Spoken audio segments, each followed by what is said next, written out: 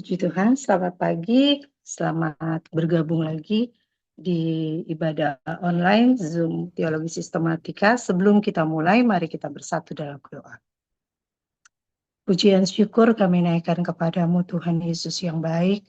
Kami bersyukur Tuhan untuk penyertaan-Mu di sepanjang istirahat kami, hingga kami boleh bangun dengan tubuh sehat, kuat lagi yang baru daripadamu. Kami boleh menikmati kembali anugerah-Mu yang melimpah Engkau nyatakan buat kami. Kami boleh terus menikmati kasih kemurahan-Mu yang luar biasa Tuhan. Kau terus berikan buat kami. Terima kasih Tuhan. Terima kasih kami menyerahkan tubuh jiwa roh kami ke dalam tangan-Mu di sepanjang hari ini. Biar apa yang kami lakukan Tuhan Yesus untuk kemuliaan nama-Mu. Terima kasih Tuhan, terima kasih. Terpuji-pujilah Engkau ya Tuhan.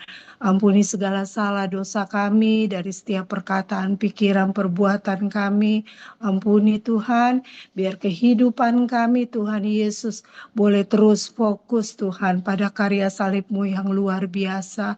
Dan rindu kami boleh hidup dalam perkenanan-Mu Tuhan Yesus. Terima kasih Tuhan, saat pagi hari ini kami kembali Tuhan Yesus memohon meminta kepadamu, Engkau pimpin ibadah kami saat pagi hari ini dalam Zoom online kami Tuhan. Biar apa yang kami lakukan ini bukan rutinitas Tuhan, biar apa yang kami lakukan ini boleh menguatkan kami, boleh menyenangkan hati-Mu Tuhan Yesus, boleh berdampak bagi banyak orang Tuhan, dan nama-Mu saja dipuji-puji dan dipermuliakan. Tuhan Yesus tolong pimpin dari awal pertengahan hingga akhirnya teman-teman kami yang bergabung saat ini atau nanti yang akan mendengarkan rekaman, yang Kau berkati kami semua Tuhan, hingga kami boleh mendapatkan berkat daripada-Mu Tuhan Yesus. Kau juga berkati hamba-Mu, kami percaya Engkau sudah mempersiapkan hamba-Mu Tuhan. Kami tahu Tuhan Yesus Engkau saja yang berikan hikmat buat hamba-Mu, untuk hamba-Mu boleh Tuhan Yesus melayani Engkau, biar Engkau pakai terus menjadi alat-Mu Tuhan. Terima kasih Tuhan Yesus. Kami menaikkan syukur kami saat pagi hari ini, dan kami peralaskan doa ini hanya dalam nama Tuhan Yesus Kristus. Haleluya. Amin. Puji Tuhan, salam sejahtera bagi kita semua. Kita terus belajar kebenaran firman Tuhan. Kita lanjutkan pemuritan keluarga, membangun budaya pemuritan. Membangun budaya kebiasaan pemuritan. Ini yang sama-sama ingin kita pelajari, dan bukan hanya sampai di teori, tapi oleh ketergantungan kita kepada Roh Kudus, penundukan diri kita terhadap firman Allah, kita mau praktekkan di dalam rumah tangga kita, di dalam keluarga kita. Puji Tuhan. Kita mulai dengan melihat kebutuhan dasar anak. Saya ambil dari Google. Orang tua tidak dapat berkata bahwa mereka mengasihi anak-anak jika orang tua tidak memenuhi kebutuhan mendasar anak-anak.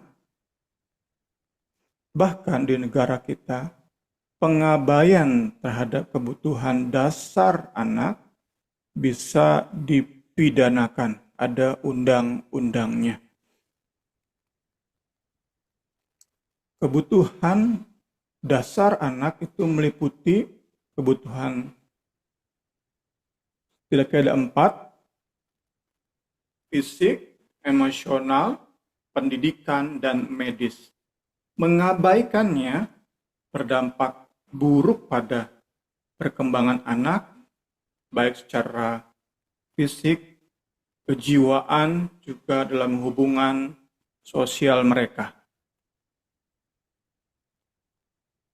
Ada 4 kebutuhan dasar: fisik, emosional, pendidikan, medis. Ini pengetahuan umum, Bapak Ibu Saudara-saudari. Mengabaikannya bisa berdampak pada anak-anak secara fisik, kejiwaan, maupun hubungan sosial mereka. Pengabaian kebutuhan fisik itu meliputi orang tua tidak menyediakan makanan, pakaian, tempat tinggal, pengawasan dari bahaya, perlindungan dari bahaya yang memadai. Ini kebutuhan fisik.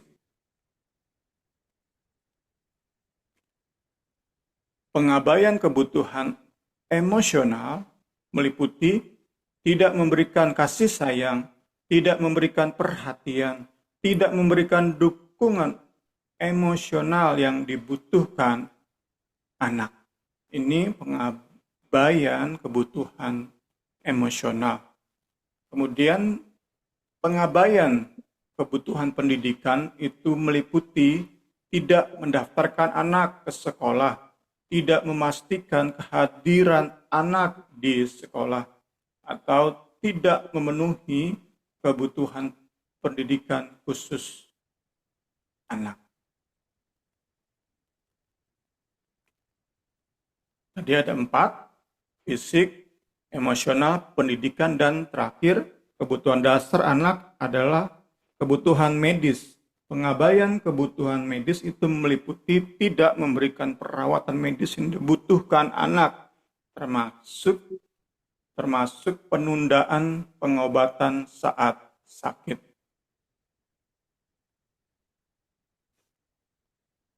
Jika 4 kebutuhan dasar ini, fisik, emosional, pendidikan, medis, diabaikan, maka itu akan berdampak secara psikologis, kejiwaan, secara fisik, dan secara sosial. Dalam hal kejiwaan, anak akan mudah mengalami masalah kesehatan mental seperti depresi, kecemasan, gangguan stres pasca trauma, dan masalah-masalah perilaku lainnya. Perilaku menyimpang. Jadi saat kita dapati maraknya perilaku LGBT, kita nggak bisa menghilangkan pengaruh orang tua. Ini yang perlu kita sadari sama-sama. Kemudian dalam hal fisik, dalam hal perkembangan fisik itu menyebabkan malnutrisi, cedera, penyakit akibat tidak mendapatkan perawatan medis yang tepat. Kemudian dalam hal perkembangan kognitif, akademik, dan bagaimana anak bisa bersosialisasi. Bagaimana anak bisa bersosialisasi itu juga dipengaruhi oleh didikan orang tua. Bagaimana orang tua menyediakan kebutuhan mendasar dari anak. Ini yang saya bisa tambahkan tentang kebutuhan dasar anak dikaitkan dengan pengabaian terhadap kebutuhan tersebut. Jadi kita lihat secara negatif. Dan kita percaya mayoritas orang Kristen tidak melakukan pengabaian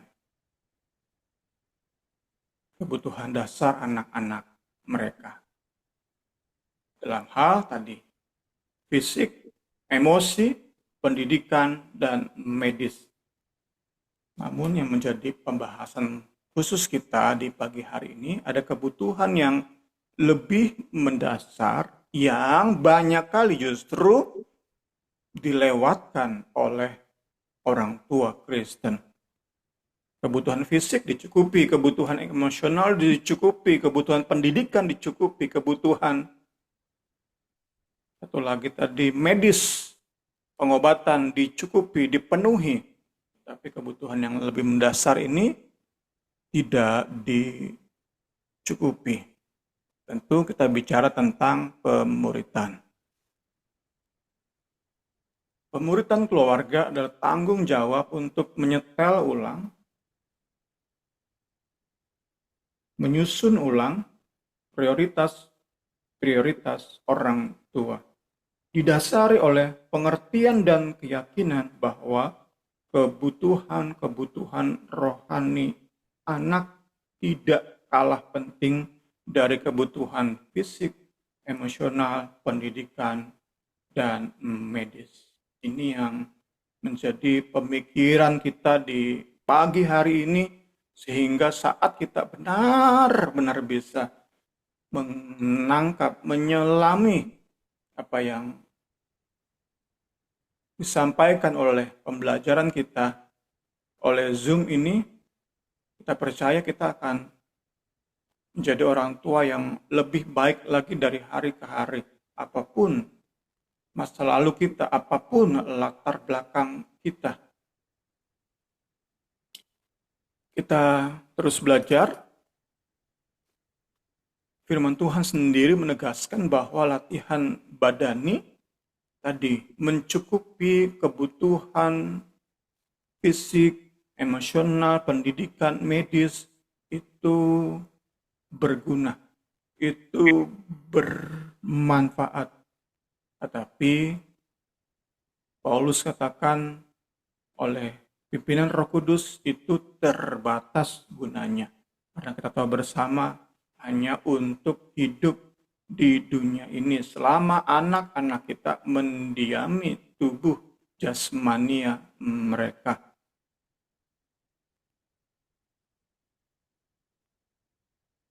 Tetapi ibadah itu menyangkut kebutuhan rohani, berguna dalam segala hal. Jadi kita bisa yakini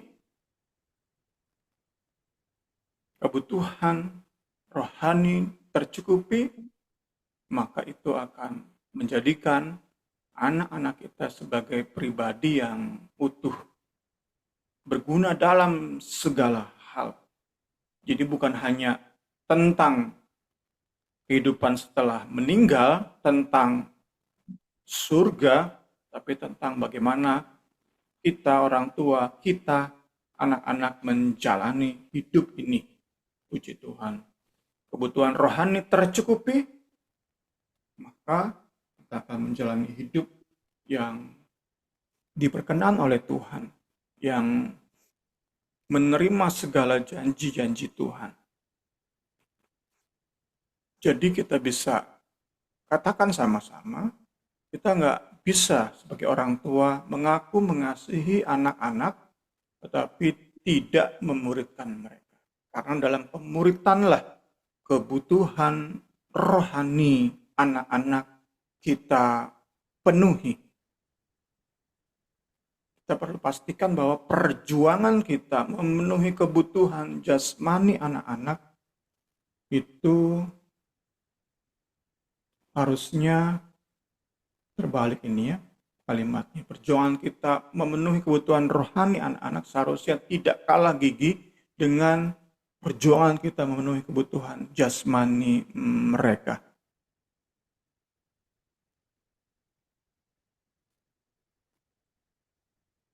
Kita lihat beberapa contoh yang diberikan oleh buku kita ini. Orang tua yang sudah menyediakan pakaian secara jasmani perlu juga menyadari kewajiban mereka membantu anak-anak mengenakan seluruh perlengkapan senjata Allah. Ada banyak kali kita orang tua hanya menyediakan kebutuhan pakaian mereka secara jasmani. Tetapi pakaian rohani seluruh perlengkapan senjata Allah tidak kita sediakan. Tidak kita bantu mereka untuk melihat pentingnya pakaian rohani, supaya mereka pun rindu mengenakan pakaian rohani. Nggak heran jika anak-anak kita bisa ikuti fashion, tetapi melawan tipu daya iblis, mereka memble. Mereka nggak punya pertahanan.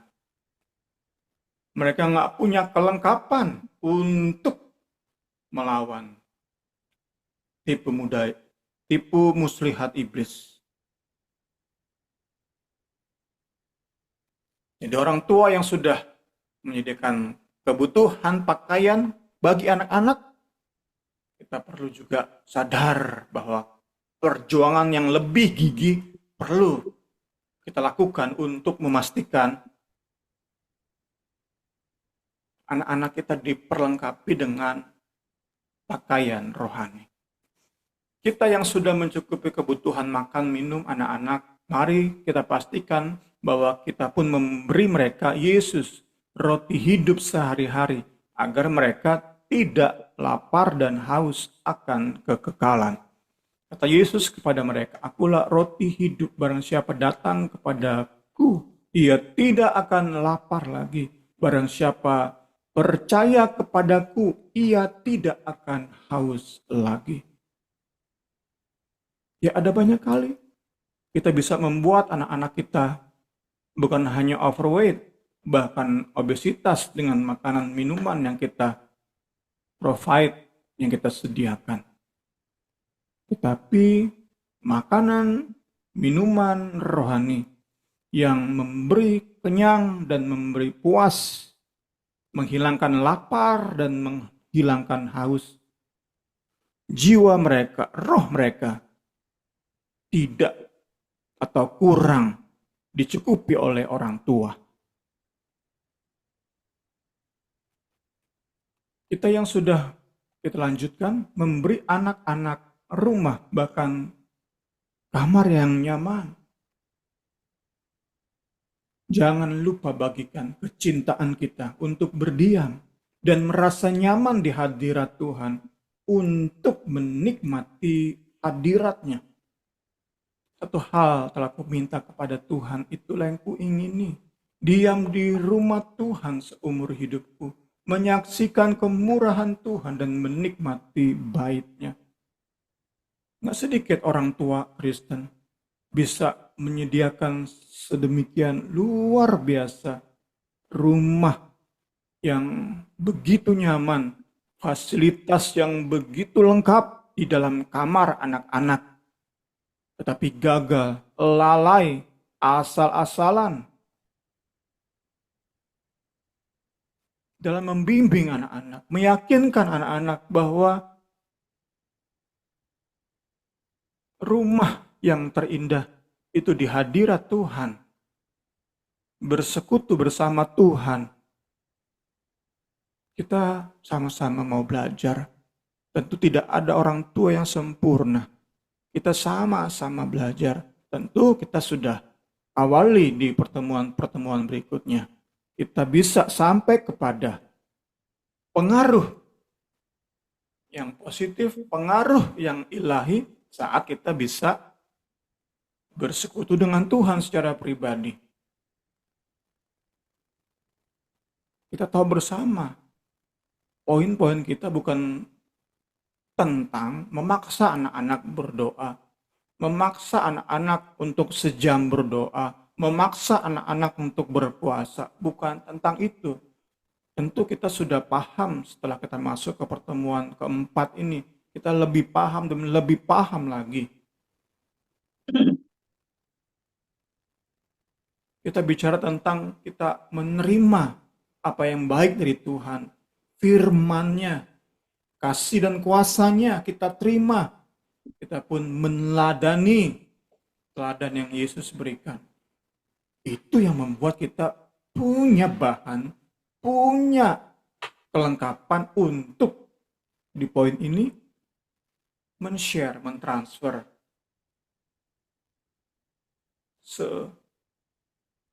selengkap apapun fasilitas di rumah, di kamarmu, hadirat Allah lebih memuaskan. Diam di rumah Tuhan, beribadah bersama-sama, bersekutu bersama-sama di gereja, dalam kesehatian menyembah Allah, itu jauh lebih nikmat, lebih memuaskan daripada semua kelengkapan kamar, rumah. Itu kan penting. Ada banyak orang tua Kristen membuat anak-anak sangat nyaman di kamar hingga nggak mau berinteraksi dengan sesama saudara seiman. Rekan-rekan pemudanya, rekan-rekan remajanya, terus di dalam kamar menikmati segala fasilitas yang disediakan oleh orang tua. Ini kan sekali lagi ironi. Anak-anak kita menjadi lebih nikmat di dunia ini daripada di hadirat Tuhan. Menikmati hiburan-hiburan yang dunia disediakan daripada sukacita kedamaian surgawi. Next.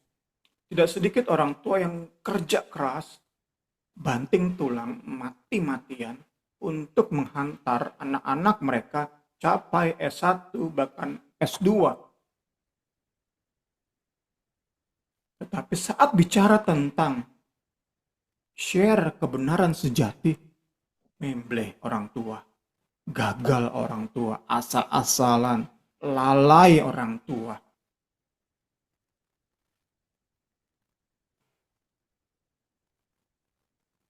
Gak heran kan? Kita dapati banyak anak-anak yang dibesarkan di keluarga Kristen, tinggi pendidikan mereka, kritis mereka, tetapi tanpa pengalaman pribadi dengan Kristus. Itu kan mengerikan. Kehadiran orang seperti ini, anak-anak seperti ini, amat sangat berbahaya. Ada kutip, beruntung jika dia segera keluar dari gereja. Jika dia ada di dalam gereja, pengaruhi banyak orang. Betapa berbahayanya anak seperti ini. Sangat amat kritis terhadap berbagai hal. Tetapi di dalam sanubari mereka nggak ada juru selamat. Nggak ada Tuhan. Nggak ada kepuasan rohani. Nggak ada kebenaran-kebenaran firman.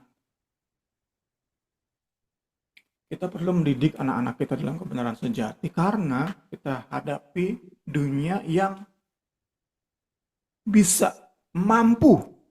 Kita hadapi kenyataan hari-hari ini. Yang jahat dinyatakan baik. Yang baik dinyatakan jahat. Yang gelap dibilang terang. Yang terang dibilang gelap. Yang pahit dibilang manis. Yang manis dibilang pahit. Itulah keberadaan dunia ini. Itulah yang dihadapi oleh anak-anak kita. Tipu daya iblis yang luar biasa itu. Iblis dengan kejeniusannya mampu melakukan apa yang disampaikan oleh Nabi Yesaya ini.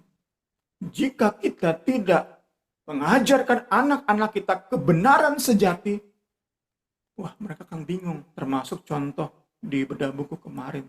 Saat keluar Kristen progresif, bingung dia. Kristen progresif itu sopan. Kristen progresif itu jauh lebih etis daripada Injil. Di dalam Kristus saja ada keselamatan. Di luar Kristus masuk neraka. Itu kan nggak etis, itu nggak sopan, kasar itu. Itu nggak tenggang rasa, itu nggak toleransi, itu intoleran. Kebenaran dibilang jahat. Itu kan yang kita hadapi di dunia posmo ini.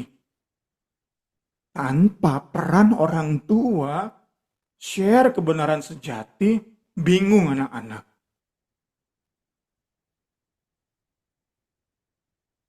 Sehingga mereka akan mengikuti jalan yang disangka lurus, yang dikatakan lurus oleh dunia, tetapi ujungnya menuju maut. Kenapa? Mereka dibesarkan tanpa peran orang tua yang mengajarkan kebenaran sejati. Kita mau sama-sama mengerti kebenaran ini. Kita yang sudah menyediakan pakaian secara jasmani, kemudian konsumsi,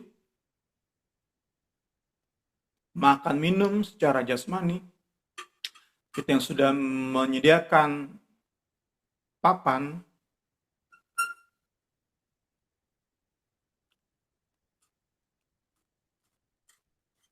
atau rumah, atau kamar, kita yang sudah menyediakan pendidikan secara jasmani, mari kita ingat bahwa perjuangan kita untuk menyediakan kebutuhan rohani itu nggak kalah penting. Puji Tuhan. Jika anak-anak kita sukses, peroleh semua yang mereka impikan, namun apa gunanya jika semua itu dalam prosesnya mereka menjadi pengkhianat-pengkhianat Kristus demi jabatan, demi kenaikan pangkat, mereka menjual keselamatan, menjual hak kesulungan. Untuk apa? Apa gunanya? Apa gunanya seorang memperoleh seluruh dunia, tapi ia kehilangan nyawanya? Begitu sukses setiap yang diimpikan oleh anak-anak kita terwujud.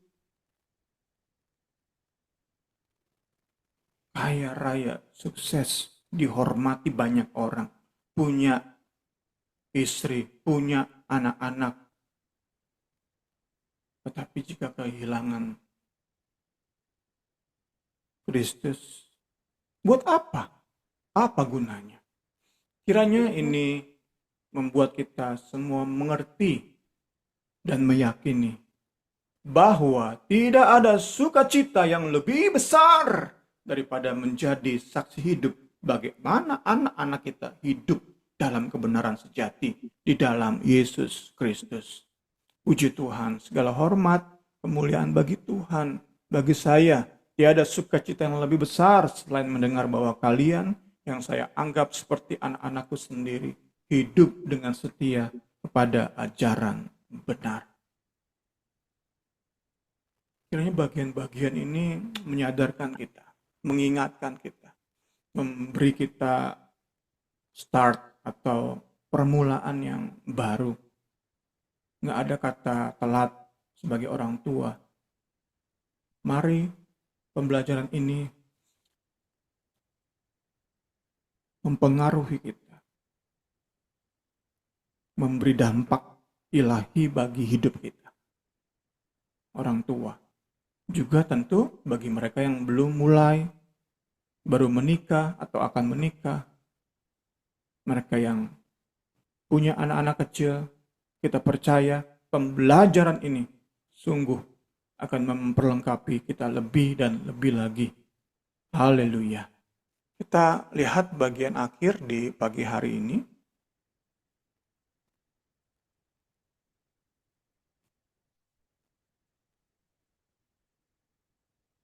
Kiranya kita semua melihat pemuritan keluarga bukan hanya sebagai tugas tambahan, tapi sebagai tanggung jawab panggilan utama kita yang mendasari setiap interaksi kita dengan anak-anak, dengan keluarga. Interaksi dalam keluarga. Masuk ke, dapat kita katakan, aplikasi dari buku utama kita yang kita jadikan sebagai referensi dalam pembelajaran pemuritan keluarga ini. Interaksi dalam keluarga, puji Tuhan. Segala sesuatu yang kita lakukan bersama keluarga itu akan menjadi bagian dari irama keluarga kita. Irama keluarga adalah hal-hal yang keluarga kita lakukan setiap hari atau secara teratur. Kebiasaan-kebiasaan apa saja yang membuat kita sekeluarga berinteraksi secara teratur, makan bersama. Kalau kami bepergian bersama, satu mobil bareng, saya nyetir, anak-anak, istri, itu kan kita berinteraksi sejam 2 jam. Mingguan, bulanan, 2 mingguan.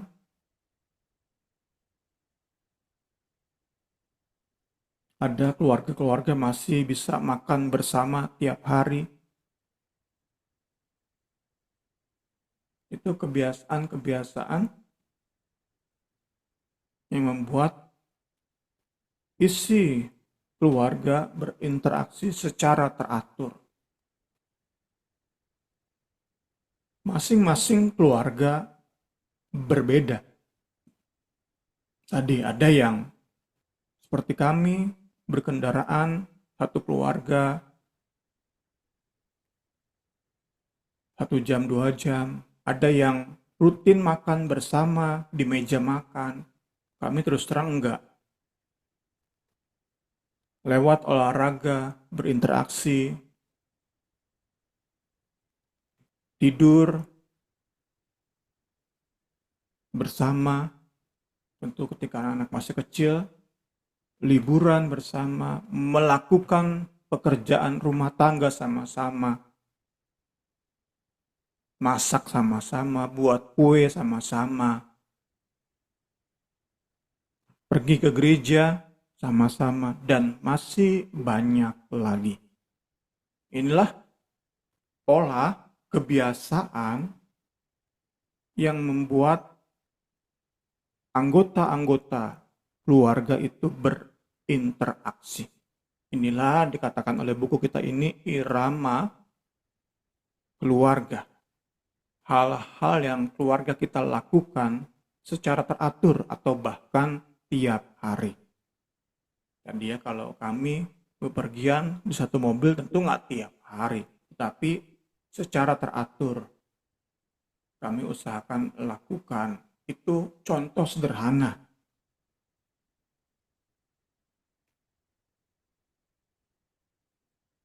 Tentu bersyukur kita yang bisa benar-benar bangun mesbah doa tiap-tiap hari bersama anak-anak. Tapi kita pun belajar nanti. Jangan itu menjadi beban justru bagi anak-anak.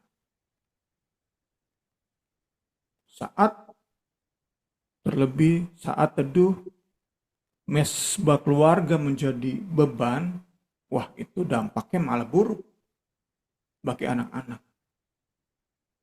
Kita tentu nggak mau orang tua mewariskan gelisahan anak-anak saat beribadah. Seharusnya kan nikmat beribadah. Tetapi karena orang tua biasain dengan taksaan, anak-anak tumbuh dengan rasa gelisah terhadap hadirat Tuhan yang seharusnya bisa dinikmati, memberi kepuasan, memberi kenikmatan.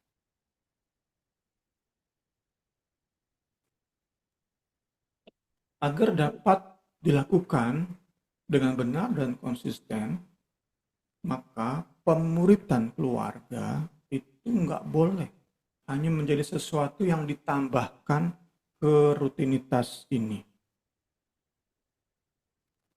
Contoh gampangnya ya tadi kita sudah lihat. Kita banyak punya waktu berinteraksi, tetapi kita di sini diam-diaman. Hanya berharap di mesbah keluarga kita berdoa 1 jam misalnya, kita paksa anak-anak, ayo berdoa, ayo baca firman. Tetapi di kesempatan lain, waktu-waktu kita berinteraksi lainnya, itu enggak ada pesan-pesan bisa kita share kepada anak-anak. Itu berarti sesuatu yang kita tambahkan.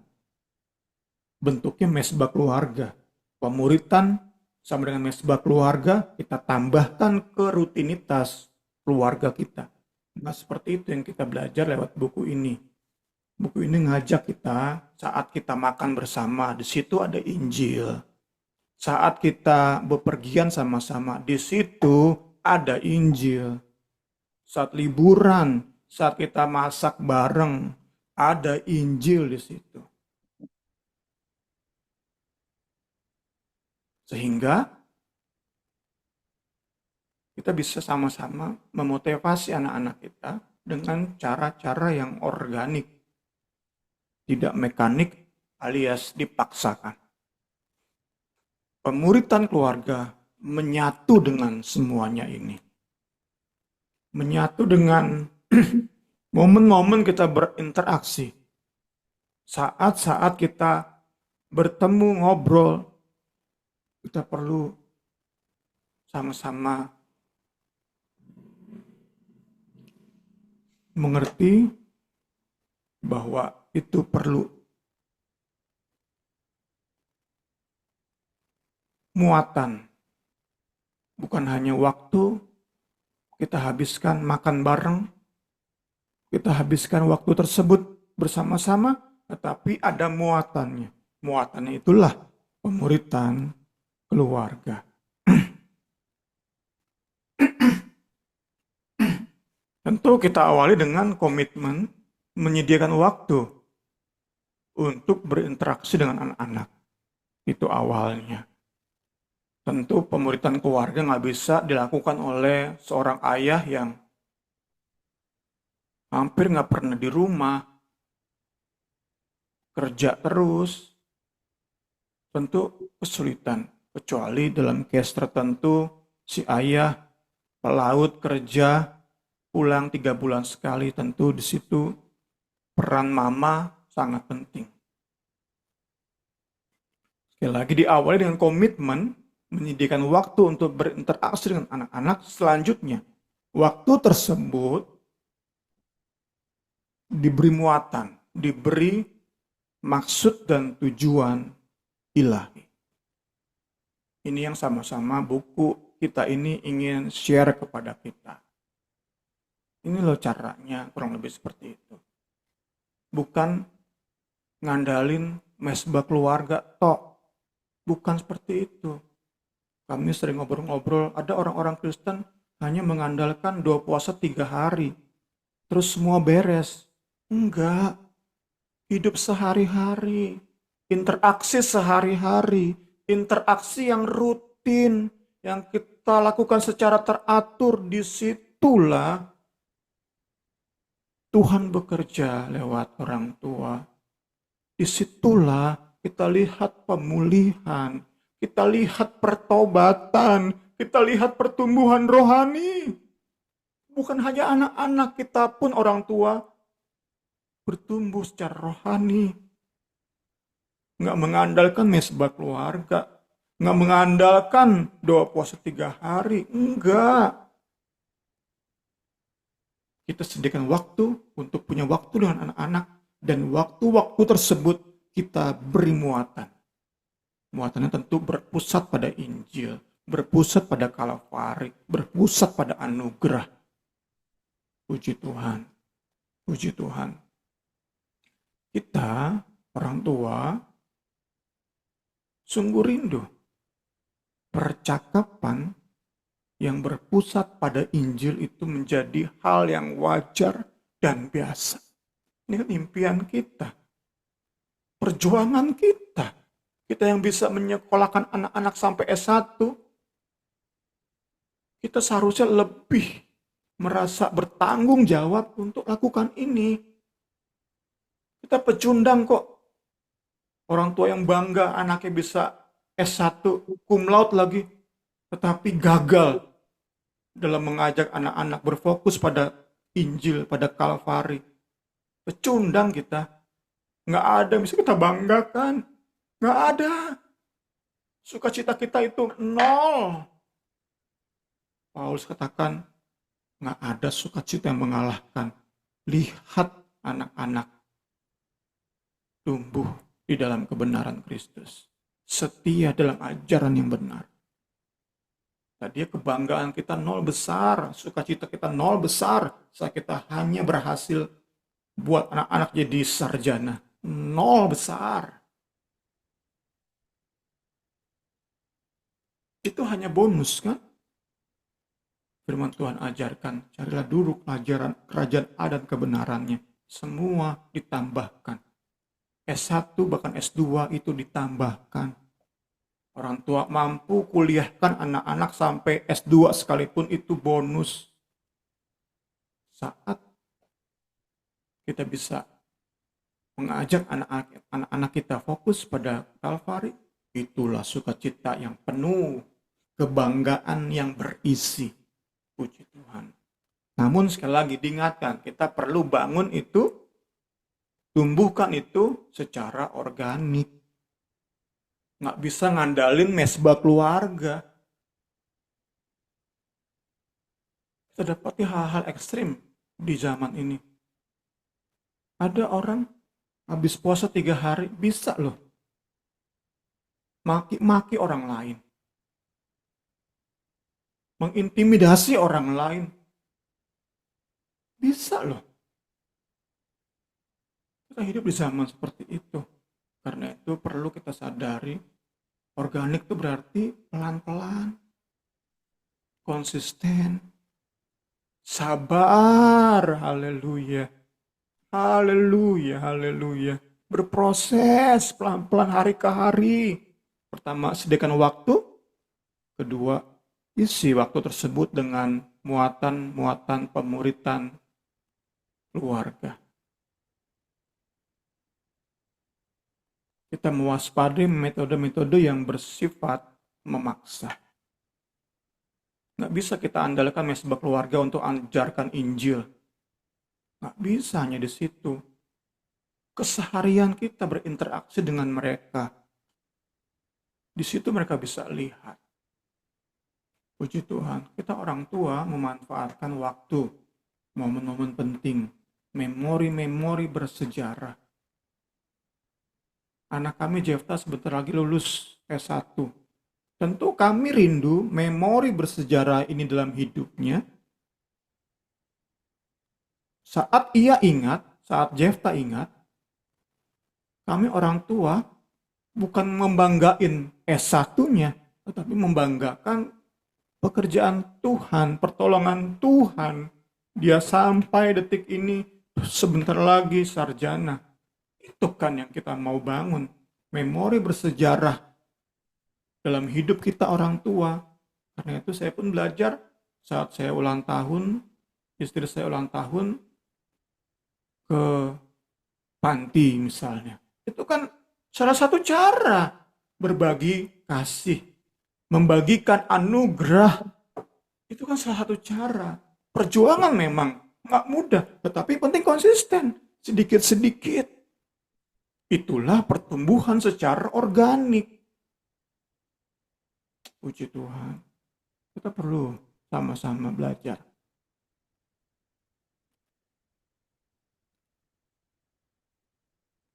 Di waktu, momen-momen penting, memori-memori bersejarah, kita rindu mengajar keluarga kita, anak-anak kita tentang keselamatan dalam Kristus dan pentingnya ketaatan pada segala perintahnya.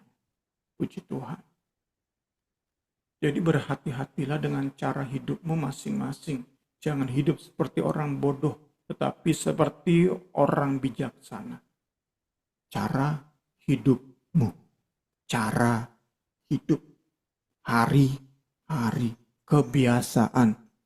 Irama keluarga. Disebut juga budaya keluarga. Cara hidupmu masing-masing, hati-hati. Jangan seperti orang bodoh, orang asal-asalan, orang sembrono, yang serba mengabaikan kebutuhan rohani anak-anak. Itu orang bodoh, orang tua bodoh itu.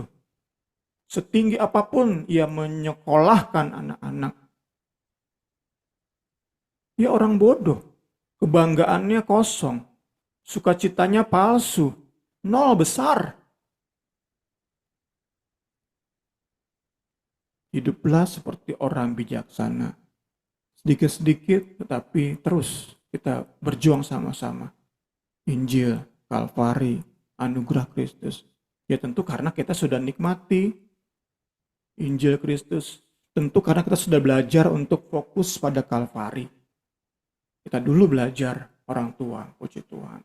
Maksud saya, saat kita bisa hati-hati gunakan waktu-waktu yang ada, maka kita dapat dikatakan sebagai orang tua yang memakai setiap kesempatan untuk melakukan yang baik. Karena apa? Karena sekarang adalah zaman yang penuh kejahatan. Tadi ya sudah banyak kita contohkan. Orang tua bisa menyediakan pakaian yang sangat indah. Ikutin fashion terus, ikutin tren terus. Tapi hadapi tipu daya iblis, memble terus anak-anak kita.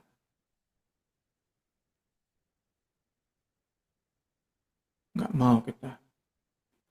Allah Roh Kudus tolong kita sama-sama. Saat kita bisa gunakan waktu-waktu yang ada, waktu-waktu kita berinteraksi dengan keluarga, diisi dengan muatan-muatan ilahi, maksud dan tujuan ilahi. Dapat kita isi dengan bahasa-bahasa Injil, maka kita menumbuhkan yang namanya budaya pemuritan keluarga. Budaya itu dibangun di sekitar nilai-nilai keyakinan dan perilaku. Setiap keluarga mau nggak mau punya masing-masing budaya keluarga. Kita yang belajar, yang mau tunduk pada firman, yang sudah terima anugerah, kita bukan hanya seperti mengikuti arus, enggak. Kita mau berjuang membentuk budaya keluarga. Itu salah satu bagian penting dari pembelajaran kita pagi hari ini. Membentuk budaya keluarga. Membentuk pola keluarga. Membentuk irama keluarga. Kita sebagai terlebih kepala keluarga didukung oleh istri kita. Penting banget berjuang, haleluya, membentuk budaya keluarga. Budaya keluarga adalah atmosfer keluarga yang dibentuk melalui cara kita merespon dosa dan kegagalan, merespons pencapaian dan perilaku baik serta berbagai faktor lainnya. Unik. Setiap keluarga berbeda-beda, unik kita. Tapi individu, anggota keluarga lah yang membentuk budaya keluarga. Tentu kepala keluarga punya peran yang teramat penting. Puji Tuhan. Dibentuk oleh nilai, keyakinan, perilaku dari setiap anggotanya. Ada keluarga yang sangat menghargai prestasi di olahraga. Jadi nilai tinggi di sekolah itu nggak terlalu penting. Yang penting di bidang olahraga atau musik itu hebat anak-anak. Ada yang menekankan prestasi akademik. Ada keluarga yang suka ngumpul-ngumpul, ngobrol-ngobrol, makan bareng. Ada pula keluarga yang sukanya ketenangan, lebih ke privasi. Nah, tugas kepala keluarga adalah membuat integral antara Injil dengan budaya keluarga. Menyatu tadi ya. So, kita beda-beda, unik-unik nih budaya keluarga. Tergantung ya bagaimana budaya kita masing-masing kan. Orang timur, dari timur itu suka ngumpul-ngumpul. Makan-makan bareng, bahkan nari-nari bareng. Bisa kan dibentuk saat masuk Injil di dalamnya. Jadi bukan kita melihat kita yang mungkin dibesarkan oleh kaum bangsawan, kita serba privasi, tenang, ngomong pelan-pelan, jarang ngobrol bareng, apalagi nari-nari, nyanyi-nyanyi, karaokean. Kita nggak bisa berkata, itu sesat, itu jahat. Enggak, unik. Masing-masing budaya keluarga unik menurut anggota-anggota keluarganya, terbentuk oleh kebiasaan budaya anggota-anggota keluarganya. Masing-masing berbeda. Yang penting adalah Injil menguasai budaya masing-masing keluarga, kebiasaan masing-masing keluarga, irama masing-masing keluarga. Itu yang menjadi pembelajaran kita di pagi hari ini, kiranya memberkati kita semua sehingga sungguh kita menjadi orang tua yang lebih baik lagi, menjadi senior yang lebih baik lagi. Kita yang mempersiapkan pernikahan, kita siap menjadi orang tua yang bisa mendidik anak-anak di dalam takut akan Tuhan. Saya kembalikan kepada Ibu ini. Puji Tuhan. Kalau di sini ada Mbak Dina, ada Niar, mungkin ada yang mau ditanyakan atau menambahkan, boleh dari pembahasan kita pagi ini.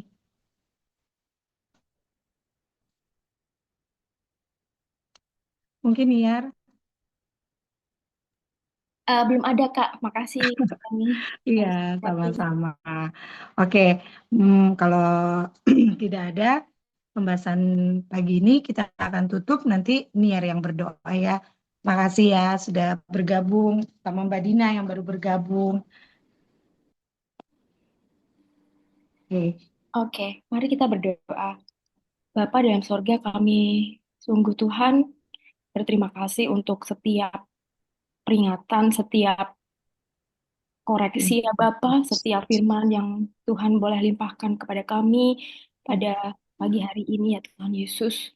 Sungguh kami Tuhan Yesus, rindu Tuhan mau menjadi keluarga yang takut akan Engkau ya Bapa, keluarga yang menjadi penyembah-penyembah sejati kepada Tuhan Yesus. Tuhan Yesus yang tolong ya Tuhan Yesus di saat banyak hal yang memungkinkan untuk membalikan fokus konsentrasi ya Bapa, membalikan kebenaran-kebenaran akan apa yang membuat keluarga ideal ya Bapa. Tuhan yang tolong, Tuhan yang meluruskan ya Bapa, Tuhan yang memberikan hikmat kepada setiap orang tua ya Tuhan Yesus untuk mengerti apa yang menjadi kesenangan-Mu ya Tuhan Yesus dalam mendidik anak-anak kami ya Bapa. Tuhan yang tolong Tuhan Yesus, seperti kami tidak mampu untuk melakukan segala sesuatu tanpa Roh-Mu ya Bapa. Tuhan Yesus yang memperlengkapi kami ya Tuhan Yesus, memberikan hikmat ya Bapa untuk apa yang harus disediakan kepada anak-anak yang telah Engkau titipkan kepada kami ya Tuhan Yesus. Tuhan Yesus, kami mau terus bertumbuh kepada pengenalan akan Engkau ya Bapa, terus mau lebih heran lagi cinta kepadamu ya Bapa, agar kami boleh ya Tuhan Yesus dan bisa ya Tuhan Yesus mengayomi keluarga kami ya Bapa.